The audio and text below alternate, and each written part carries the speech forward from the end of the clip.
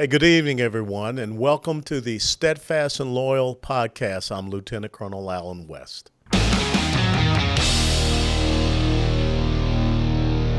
gotta light 'em up before they burn it down.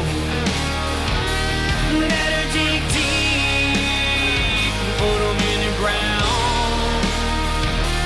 Blood on their hands, they're hellbound. Save us all. Ooh, they're gonna burn it down. Save us all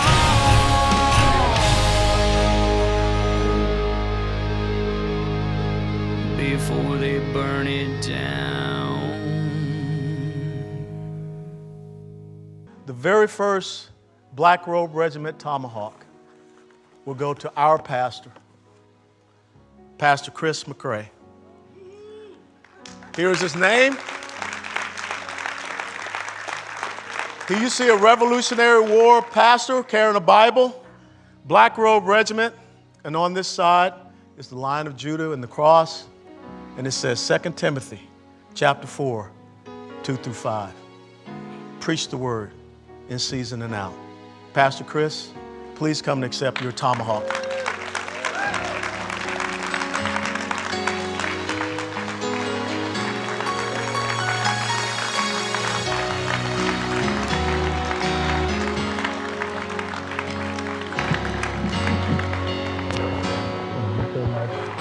Greetings, everyone. Welcome back to Steadfast and Loyal podcast. And now I am joined by Jack Posobiec. He is the senior editor of Human Events, a political news and analysis outlet founded in 1944, one of our oldest. Jack served as a Washington, D.C. correspondent at OAN and is a veteran intelligence officer of United States Navy, anchors away. With multiple deployments, including Guantanamo Bay, place I've been to, and also East Asia. He got to see all the great, nice places, but us Army guys, we only saw the desert and what have you. So, Jack, thanks so much for joining us here at the Steadfast and Loyal podcast. How are you? Well, I appreciate that, Colonel. And I should mention, by the way, that, when I served at Guantanamo Bay, that I was actually attached to a National Guard unit. So I was an individual augmentee from my Navy unit as an intel guy down to, and this is prior when I was enlisted, down to Guantanamo. So I was there with my big green, all my big green boys and girls, my friends over there. And actually was able to earn, I don't know how many people in the Navy have this, but I've got an Army Achievement Medal out of that. So some people, cool. So when they see my ribbon rack, they say, "Yeah, I thought you were a Navy officer. What are you doing with that Army medal there?" I said, well, at least you were there. It still was beachfront property, something that you don't see very often in the United States Army. Absolutely. And, I'm very blessed in that, you see here on my collar, I have the Navy Marine Corps parachuters insignia. I had 3 years selected to do an exchange with the Marines down at Camp Lejeune, and so I was able to earn my Navy Marine Corps Gold Wings. So I love it. Yeah, absolutely. And that's what it's all about. We can joke each other and everything like that, but when it comes to the fight for liberty and freedom, we're all on the same team, Team America. Of course. So, Jack, I just want to start off. Thank you for resuscitating Human Events. Like I said, one of the oldest, maybe the oldest conservative media outlets out there. So what was the inspiration for you to go in and take over Human Events? And what is kind of like your direction? What's your vision for Human Events right now? Well, thank you, Colonel. I really appreciate that. And of course, it's an absolute honor to be on the podcast here with you. When I look at Human Events as a property and as something that, even when I was first getting into conservative media and listening to it, just as a fan, as somebody who was going to school and, we'd listen to Rush during my lunch breaks, that kind of thing. And Rush would always read from Human Events and other sources as well. But I really liked what Human Events had as a brand. And then somewhere along the line, and you saw this across media, really, that a lot of the legacy media outlets that were print-based, magazines, newspapers, they didn't really make the jump to digital. And so there were a lot of these properties out there that have huge archives, huge names, huge reputations, but for one reason or another had never quite made it into the digital age.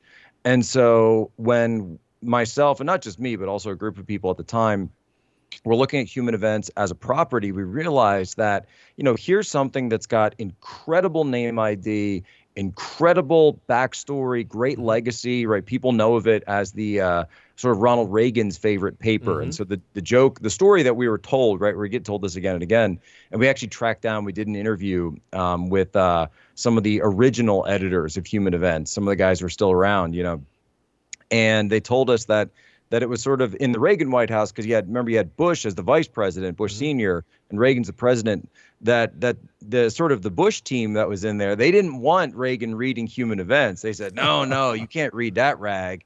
That's the grassrootsy, that's the conservative, you might call that the Tea Party or populist, kind of wing of the party today. So don't be reading that. But Reagan would always look at him and say, well, I need my Human Events. It's that time of the week. I need it. And so he would always people would have to sneak it into the Oval Office there. And I said, man, that's not such a great story. And also a connection line between the conservative movement. And we've seen so many times that the establishment will move to kind of push the movement conservatives, whether you be pro-life, whether you be pro-national security, push those kind of conservatives out in favor of sort of your establishment conservative types. And we see that same dynamic still playing out today. But we needed to put Human Events back into the mix. And so we realized that there was a huge also vacancy on the right to position an online commentary forum where you are getting that nationalist, populist, new right message. Because you saw people, a lot of these guys in 16, they made the wrong call. They came out against Trump. They came out against the movement. They didn't like the way things were going. They said, this guy's going to lose. He's never going to give us Supreme Court justices. He'll be a liberal. And, we know what the history is, right? And so we're unabashed that we are the home of the new right, which is also sort of tongue in cheek because, as you said, the outlet's been around since 1944. There's not much new about it, right? But we're injecting some of these new ideas, which are actually old ideas, right? But we're also putting it into the digital space. So I've got a daily podcast where I just do 25 minutes. Actually, you would appreciate this. It's basically a commander's update brief, right? Awesome. 25 minutes a day, boom, boom, boom. The hot stories, a little bit of analysis. Same thing that they train me to do in military intelligence, right? Here's what's important, sir. Here's what's on the horizon. Here, situation, action, outcome. Boom, done. Move on to the next. And then we just do that. So we get a lot of those, sort of executives, a lot of people in Congress that listen to it because they don't have time to watch a lot of different things. And then we're also moving back into the commentary section. So Colonel, we'd love to have you, by the way, if you're interested in writing some op-eds. If you have any opinions that you'd be interested to share. I'm a pretty milquetoast guy. I don't have pretty milquetoast guy. Yeah, I don't have any really positions on anything. Well, it's interesting that you bring up Ronald Reagan because Reagan had that 3-point of conservatism. It was fiscal conservatism, national security, and social conservatism. That's right. And it's interesting because you're right. So often we have heard, people in the GOP establishment saying, we don't want to talk about that social conservatism stuff. We're not going to win with that. And now all of a sudden we have a constitutionally based Supreme Court. And look at the decisions that they have come out with. Yes. It's not a decision saying we hate abortion. It's a decision saying this is where it belongs. This is where a decision should be. And it is getting back to understanding the Constitution and the right roles, responsibilities, purviews, and jurisdictions of the federal government. It's about reestablishing federalism. And so I think that that's a great thing. And so how does Human Events look at some of these recent decisions and get that ideal back out there? The 10th Amendment, all of those powers not designated or delegated to the federal government are reserved to the states and to the people. Because I think that's where we need the education. Right, and that's your 10th Amendment, and that's I've even had people on the right reach out to me and say, "Can you tell me if the Roe v. Wade decision has exceptions for the life of the mother or the provisions for ectopic pregnancies, et cetera?" This, and I said, "Whoa, yeah, that's not what's been done at all, right? The Roe v. Wade decision was a decision that took this contentious ideal and this contentious issue out of the hands of the voters and said, you cannot, right? We're going to put a line in the sand that you're not allowed to cross, regardless of what state you are. And we're going to protect it as if it were a constitutional right along the lines of freedom of speech, freedom of religion, or the Second Amendment. For example, you cannot ban, right, a church in the United States. It's impossible. You cannot do this under the Constitution. And it would sound crazy to suggest that you could. But something like abortion, it is simply not written. And really the way we look at this is that decision was sort of the pinnacle of the 60s counterculture, the sexual revolution, coming up through the 70s, intertwined with the feminist movement, where they essentially whole cloth created a constitutional right, took the decision out of the hands of the people, took it out of the hands of the voters, took it out of the hands of the states, and said, you're not even allowed to decide whether or not you should have a say in this. And so when I hear people saying this is a, anti-democracy, I say, no, it's the exact opposite of that. Because this was the system that our founders understood would make the most sense, is that when you have the power localized as much as possible, as close to the people as possible, then you get the best decisions. That's actually what the Supreme Court said, and that's what they did. And I agree with you. I picked up what you were saying there, that we have a court now. Really, Thomas is the senior member. And I think with him there and being able to have majorities now in so many of these questions, if you bring up other cases or other laws and look at different things that have been passed by these activist courts since the 1970s, right? Thomas is essentially saying, we will revisit these things. And if there are things that are going on that countermand our Constitution, that we will fight back against them. And that's where Human Events comes down on it, is that we want to follow the system the way it was set up, not the system the way that it was altered in the 1960s, where you have these bureaucrats and civil servants and academia kind of running the government, and the politicians are there just like some kind of window dressing. Yeah, you're absolutely right, because, we don't have a court institution. We have a constitution. That's right. And, you look at that decision about the EPA. You cannot, as a bureaucrat, just come up and decide that you have the power to implement rules and regulations against the people, against businesses, based upon an ideological agenda. So I see this is, it's crazy. But the thing is that we have not had that voice of conservatism out there in the media to challenge these things. And now we do have a constitutional court. And so that's where you find, Human Events. And we're talking off camera about, I believe that the left sees a three branches of rule: the media, academia, and the courts. And for whatever reason, we as conservatives have shied away from that. And now we're starting to, they're concerned about losing the Supreme Court. Now they want to pack it. And now we're starting to see you and many other young conservatives. I just got finished talking with Josh Hammer. I'm sure you know him very well. Oh, good friend. Yeah. Yeah. But you guys are the vanguard. I told him it's kind of like a beachhead. You guys are landing on the beach, and you're going to expand this thing in a completely different direction, because the old ways aren't working anymore. And I think you would agree with that. Well, I would agree. And I obviously there's, with people like Rush, like yourself, like so many others that have laid down this path for us, that have really done so much of the early groundwork of explaining to people the issues in our system, the corruption that exists out there, the fact that we've gotten so far away from first principles, so far away from the system that our founders gave us. We just had the 4th of July, right? And so this is a day where, we're told that we're not even supposed to celebrate our country anymore, that the celebrities are telling people to wear black because of America is this evil country. It was always, evil from the start. And we know what this is about. This is their project. And they've been working on this for 100 years at this point, to unravel what our founders did, the miracle that the founding fathers instituted. You can say July 4th, 1776. And how amazing is it that America has a birthday, right? Not every country has a birthday like that you can point to and say, yeah, that's the day.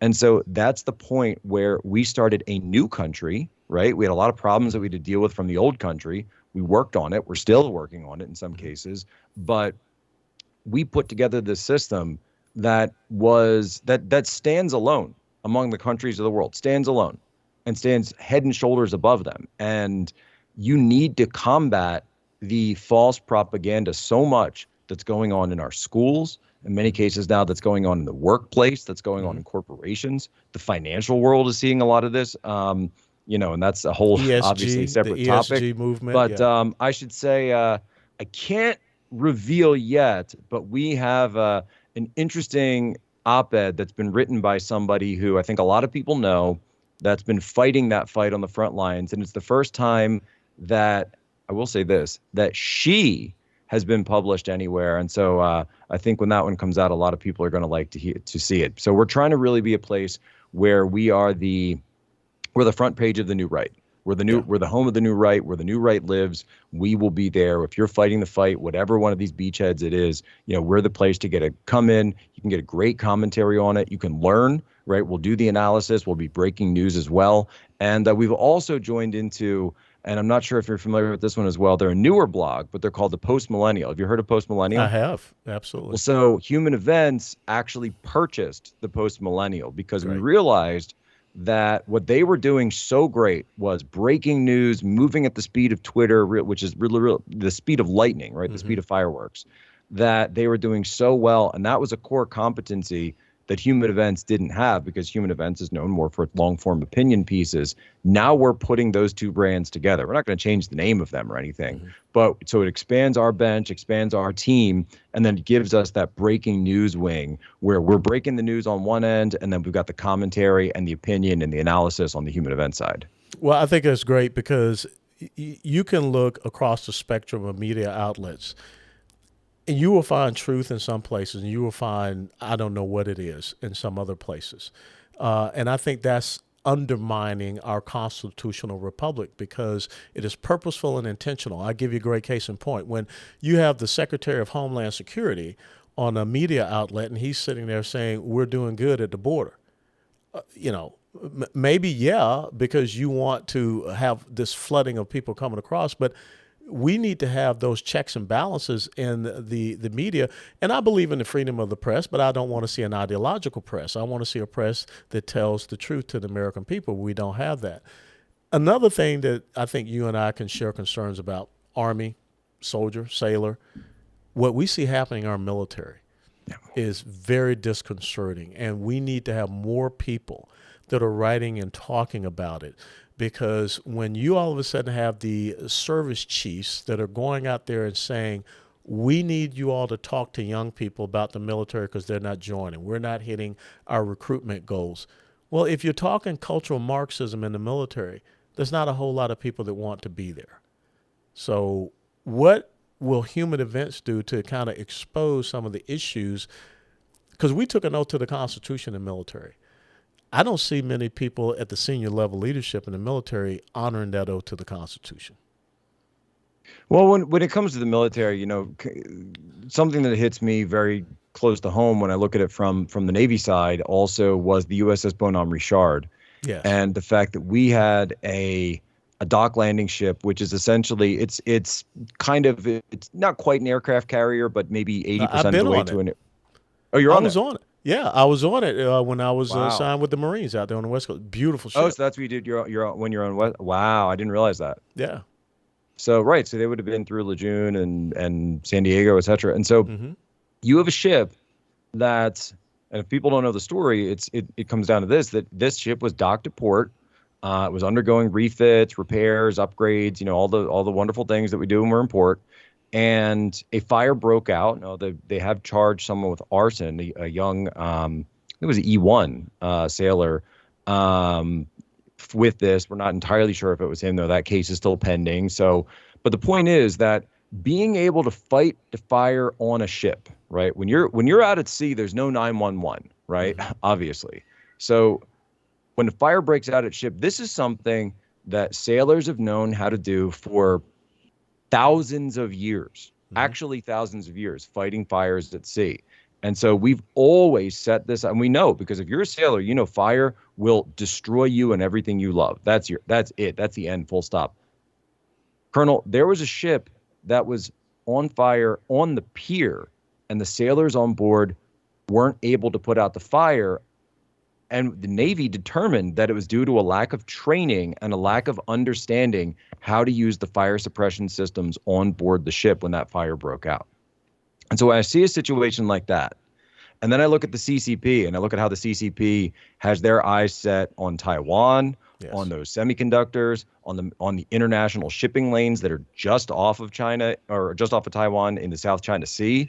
I look at a Navy where I say, look, if you want to deter China from doing any of these things, right, then the way you need to do that is fix the Navy. The same way that if you want to deter aggression in Europe or the Middle East, wherever, right, you fix the Army so you create a credible deterrence threat so that no one will even think of raising their finger to cross any of those lines. No one would even dream of doing that. And that was, to go back to Reagan, that was the 600 ship Navy of Ronald Reagan's United States Navy. And the same idea, speak softly and carry a big stick, that goes all the way back to Teddy Roosevelt. We've lost that somewhere along the way. Mm-hmm.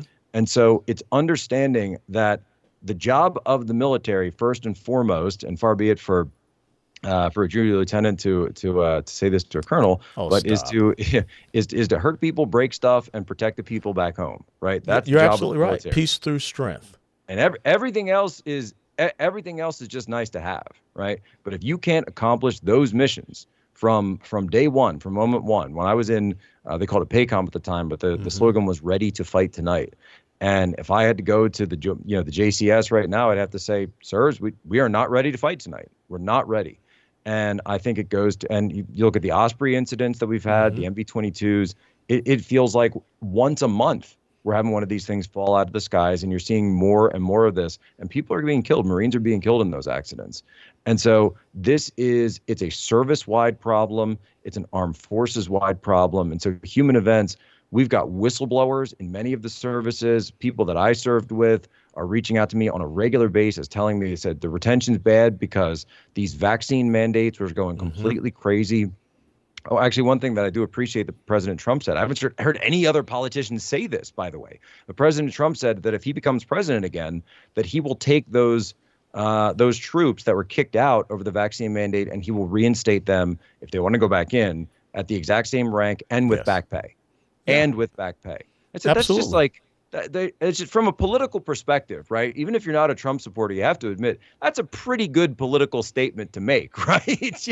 No, it's a fantastic statement because nobody else in the entire country has even thought to say this. Well, that order that Joe Biden gave, which was in the middle of the debacle in Afghanistan, that we were going to have mandated vaccines. That order for the military was unethical, it's immoral, it's illegal, and no one should have to follow orders that are along those lines. To tell people they have to take an experimental drug. Now, you and I deployed to places, we got it, and we had to take whatever vaccines to make sure we were protected. Vaccine alley. That vaccine alley. But a virus that has a 99.95% recovery rate, that is not a detriment to our United States military. As a matter of fact, we have seen more problems from the vaccine in the military with a lot of our young people with the heart issues and what have you. So I am so happy that you guys are bringing that out, because we can't trust this media to talk about any of those things. And that affects our national security. You're right. China, Iran, North Korea, the Islamic jihadists we're seeing a resurgence between Al-Qaeda and ISIS or whatever.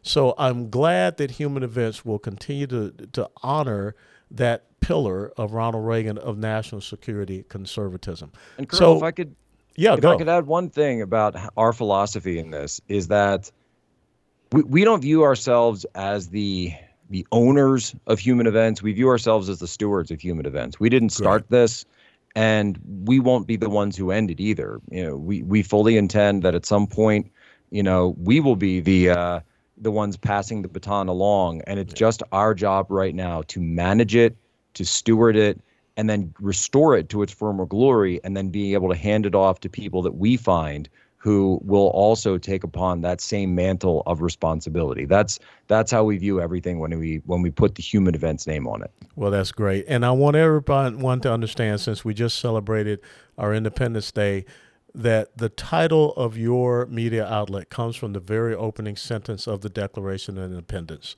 when in the course of human events. Mm-hmm. And that's where we are right now. So, Jack, where can people follow you and follow Human Events, and how can they make sure they get a subscription to your outlet?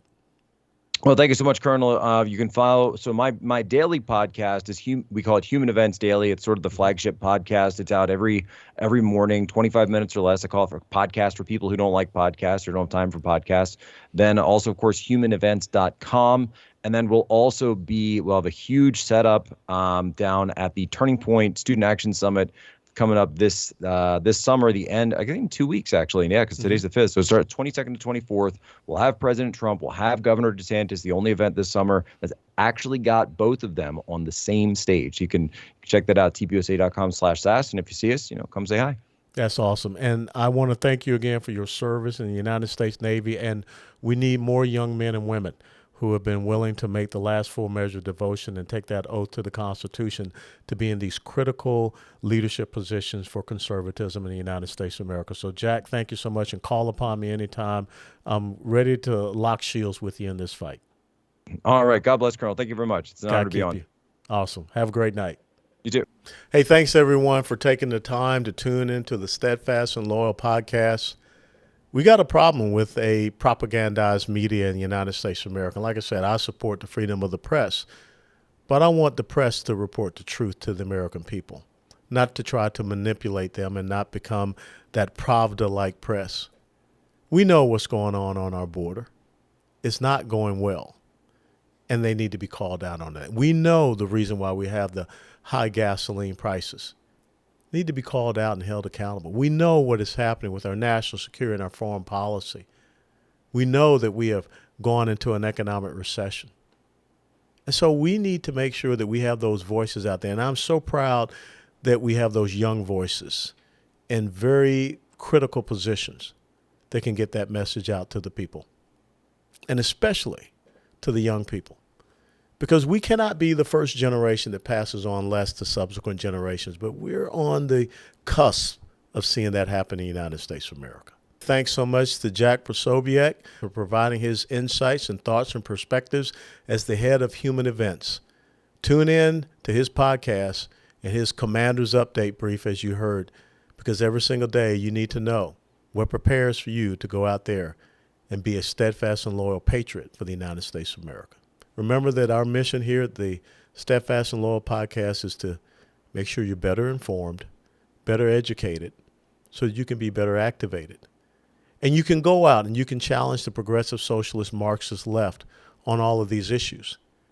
And when they start to yell and scream and froth at the mouth, you're winning the debate. Don't retract, don't retreat, but press on. Because we can only win if we're on offense. If you like the podcast, please hit that like button and share it with others, because we want to make sure that we can get this word out all across the United States of America. Thanks so very much to executive producer Lisa, producer Chad, all the staff members of the Steadfast and Loyal podcast, and to my dear friend CW3 Ryan Weaver for our theme music. We'll see you next week on the Steadfast and Loyal podcast.